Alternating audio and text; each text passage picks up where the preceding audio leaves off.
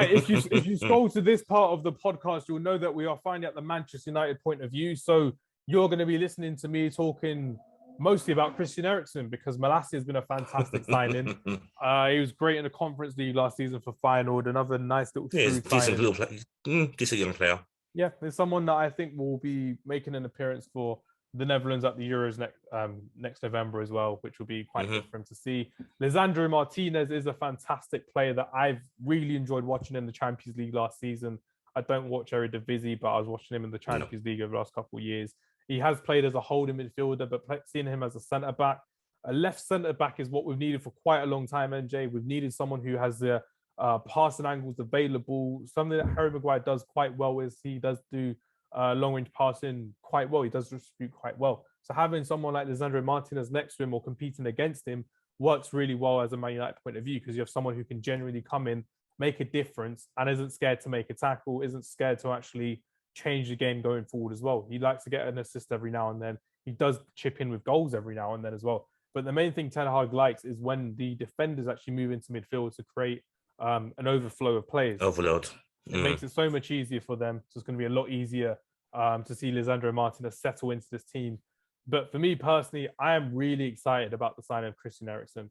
When he was at Spurs, he was one of my favorite neutral players to watch. Is someone who I've really enjoyed over the years. The fact that he's come back from obviously that cardiac arrest for the Denmark team back in year 2020 was awful. But the fact that he's come back and he's come back into professional football at Brentford was so inspiring. Good to see. Yeah, it was good to see.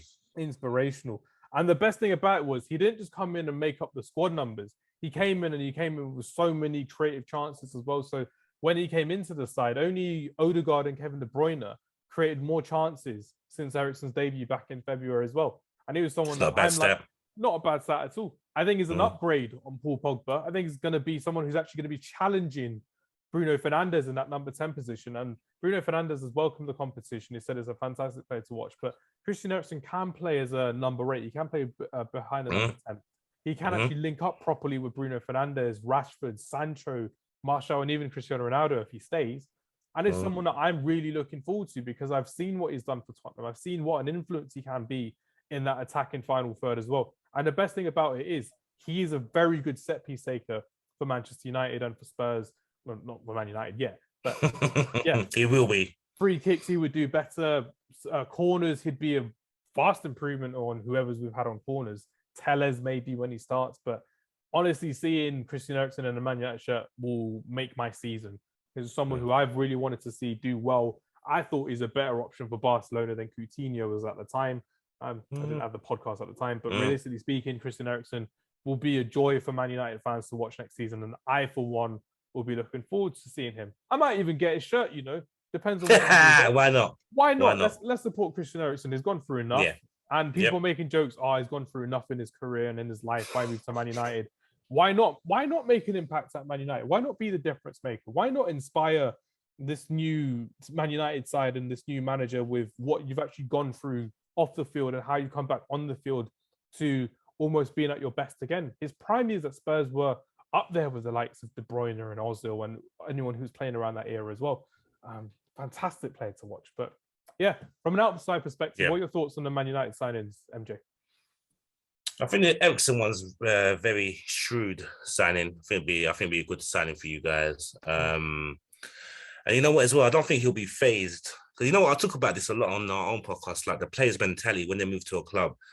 Like people from the outside that will be have created memes hasn't he gone through enough already and now he's going to Man United? But you have to think a player's mentality doesn't think like that. They think like, I can be the difference maker and help United get back to where they was. And I think that what he's been through in his life, a move to United is not going to phase him or put any pressure on him. He could have lost his life, could have lost his career, and he hasn't. He's still here. So I think Christian Eriksen will be an excellent signing. And I just look at anyone who joins United, I'm just looking at it as in their mentality is they want to help United get back to where they are.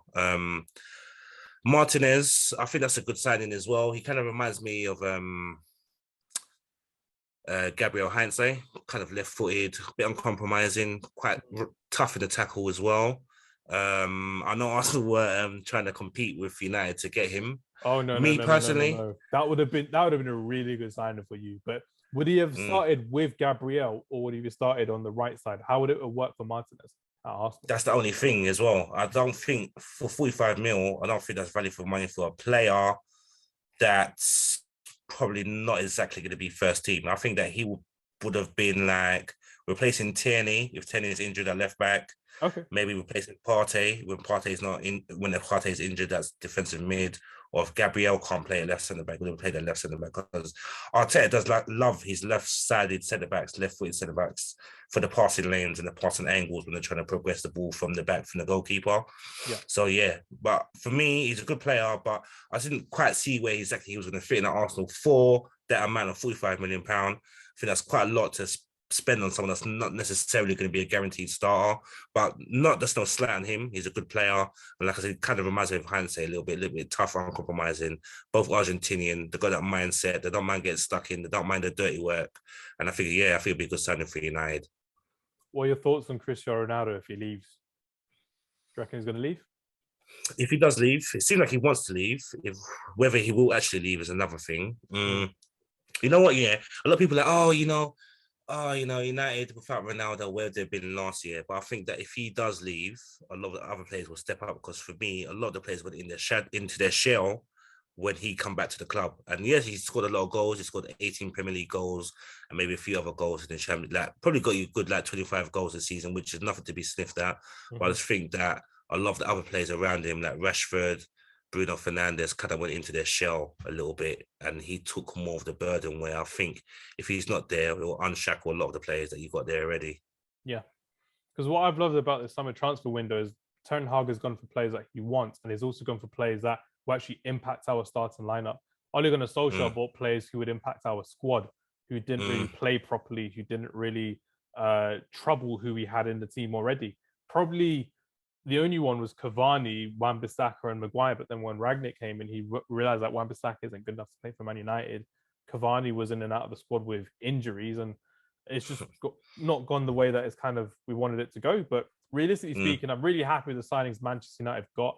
If Man United do lose Cristiano Ronaldo, that would be something that every Man United fan will be disheartened with. Maybe not depressed with, but it's something that if it happens, it happens. You just move on with it. You look for another striker. Hopefully, we've got one or two coming through at the end of the season. But I still think Man United are missing one more attacker on that wing. I think with the young players that we have, Amad Diallo, Pelistri, I don't think they're going to be someone you can rely upon, especially with the experience that we lost this summer. Cavani, Lingard, Mata, Pogba, Matic, even to an extent. We've lost a lot of experience, but we need people. That's what I was going to ask you. Do you think that your squad is still too light after losing all those players? No, I don't think we're light. No? I think if you're looking at Lingard, Matic, Mata, Cavani, they were players that were used sparingly. They didn't really make it's probably, I'd say probably 2 years ago, they'd have made first team appearances a lot under Solskjaer. But last season, they were kind of used sparingly. Pogba was in and out of the side if we could afford to play him. With Christian Eriksen, he's more disciplined defensive-wise as well. So that's why I think we can afford to use him as a number 8. Realistically speaking, with the younger players we've got through and with some of the signings that we've got through as well, if you do go for Frankie de Jong, if you do go for Yuri Tillemans, who I think would be a great alternative to Frankie de Jong, 40 million, go for him. Why not go for him? I know Erik ten Hag wants to go for his players that he can play in his system properly. Be fantastic, but the reality is Frankie de Jong hasn't got his wages. He may not want to drop down to Europa League again after last season for Barcelona as well. Give Yuri Tillemans a chance. Get Yuri Tillemans to Manchester United. And I think you've got someone who, for the next 4 or 5 years, would be a fantastic centre mid to actually start. He's better than Fred. He's better than McTominay. Maybe him and Eriksen in midfield as well with Fernandes up front could be something that a lot of Man United fans could get used to seeing because we have always after a holding midfielder. We could go after Sangare from PSV, but that's just speculation at the moment. But if Tillemans is in the shop window, Erik ten Hag should be going out for him. We spent a month and a half looking for this Frankie de Jong fella. I think it'll come. Yeah, because when you're looking at some of these holding midfielders, these centre midfielders, when you buy them for the amount of money that you're looking at buying them for, 80 million, 60 million, 70 million, hardly any of them kind of make the big difference. They make the impact that you want them. If you're looking at Real Madrid, they bought Toni Kroos for 35 million. They bought Modric for 30 million. if you're looking at some of these other bigger teams, Gravenberch went to Bayern Munich this summer as well, 30 million or so. They're going to make big differences as well. But you don't overspend on some of these players because you can reinvest that money elsewhere. But that's kind of how I see it currently at the moment. If Tielemans does sign for Man United, that'd be fantastic. But he's leaning more towards an Arsenal visa, I think, personally. Because I think Tielemans would be a good signing for you, though. Seriously, I think it would be a good signing for you. I think you need someone that kind of. I know you got Eriksen, but you've got another person next to Eriksen as a number 8, like 2 number 8s. If we're going to play 2 number 8s, I'm not sure. I've not really watched Ten Hag or United pre-season, but it'd definitely be a great option for you guys, and I think it'll bring a lot. But quick question for you, though, Hams: do you think this year you're going to see a brand new Donny van de Beek under Ten Hag? Good question. Are we going to see a brand new Donny van de Beek? I think we are going to see a brand new Donny van de Beek. He's someone who I've really wanted to see a lot more of at Manchester United. He's someone I wanted to see in that number 8, kind of linking up with Bruno Fernandes, getting used to Premier League football. He went on loan last season to Everton. I'm expecting a big season from Donny van de Beek this season coming up. Yeah. I'm really looking forward to seeing how he works with Erik ten Hag. He's had that moment at Ajax where he's worked really well under Ten Hag. He's had that moment where he's come close to winning the Europa League. He's won the league with them as well. He got to the semi-final. League semi-final, yeah. But he's had his tough moments in England. He's been outcasted by Rangnick. He's been outcasted by Solskjaer quite publicly as well. Some of the players, when you're looking at when you're watching Donny van de Beek, he makes some of these really nice runs, these overlays, these underlaying laps as well. The players don't miss, they miss him quite a bit.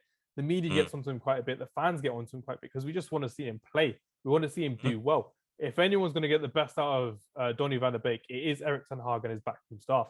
And I truly believe seeing Donny van de Beek in this Man United side, as opposed to playing 2 holding midfielders and Fernandes, throw in Donny van de Beek and Fernandes together. Give him a go. Give him a good shot, because if we see at least, let's say, 5 goals from Van de Beek and 5 assists from Van de Beek, it's an improvement.